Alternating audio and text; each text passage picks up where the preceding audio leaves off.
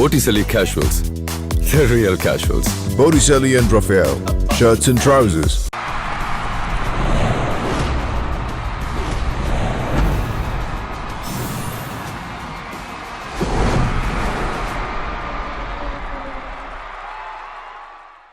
Champions கோப்பை cricket தொடரில் ஆஸ்திரேலிய அணிக்கு எதிராக விளையாட உள்ள இந்திய அணி குறித்து தற்போது பார்க்கலாம். இன்னும் 2 வெற்றிகள்தான். சாம்பியன்ஸ் கோப்பையோடு தாயகம் திரும்பிவிடும் இந்திய அணி. முதல் பலப்பரீட்சையை ஆஸ்திரேலியாவுடன் நடத்த உள்ளது இந்திய அணி. ரோஹித் சர்மா, விராட் கோலி இவர்கள் இருவரும் தங்கள் ஆழ்திறமையை காட்டிவிட்டாலே போதும், பாதி வெற்றி நம் கைகளில் வந்துவிடும். மீதி வெற்றியை பார்த்துக்கொள்ள சுழற்பந்து வீச்சாளர்கள் இருக்கின்றனர். ஸ்ரேயஸ் ஐயர் மத்திய வரிசையில் நம்பிக்கையை ஏற்படுத்துகிறார். ஹர்திக் பாண்டியா, அக்ஷர் பட்டேல் ஆகியோரின் ஆல்ரவுண்ட் பங்களிப்பு குறிப்பிடத்தக்க வகையிலேயே உள்ளது. பங்களாதேஷ் அணியுடனான போட்டியில் சிறப்பாக பந்து வீசி 5 விக்கெட்டுகளை வீழ்த்திய முகமது ஷமி அடுத்த 2 போட்டிகளில் சோபிக்கவில்லை.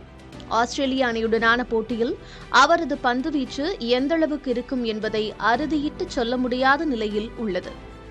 வருண் சக்கரவர்த்தி மற்றும் குல்தீப் யாதவின் பந்துவீச்சு ஆஸ்திரேலிய அணிக்கு நெருக்கடி கொடுக்க வாய்ப்புள்ளது. நியூசிலாந்து அணிக்கு எதிராக கிடைத்த வாய்ப்பில் 5 விக்கெட்டுகளை சாய்த்து எதிரணியை கிறங்கச் செய்திருக்கிறார் Varun.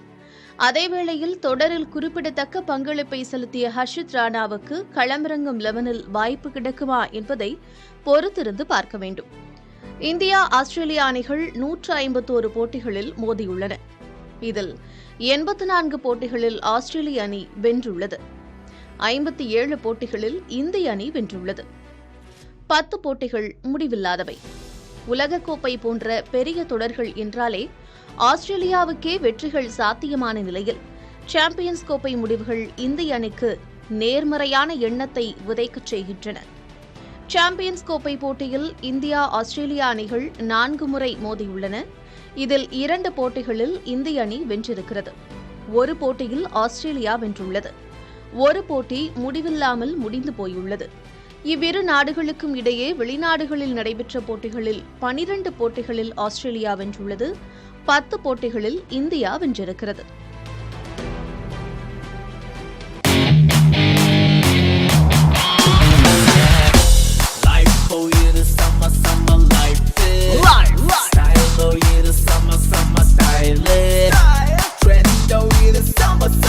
Botticelli Casuals, the real casuals. Botticelli and Raphael, shirts and trousers.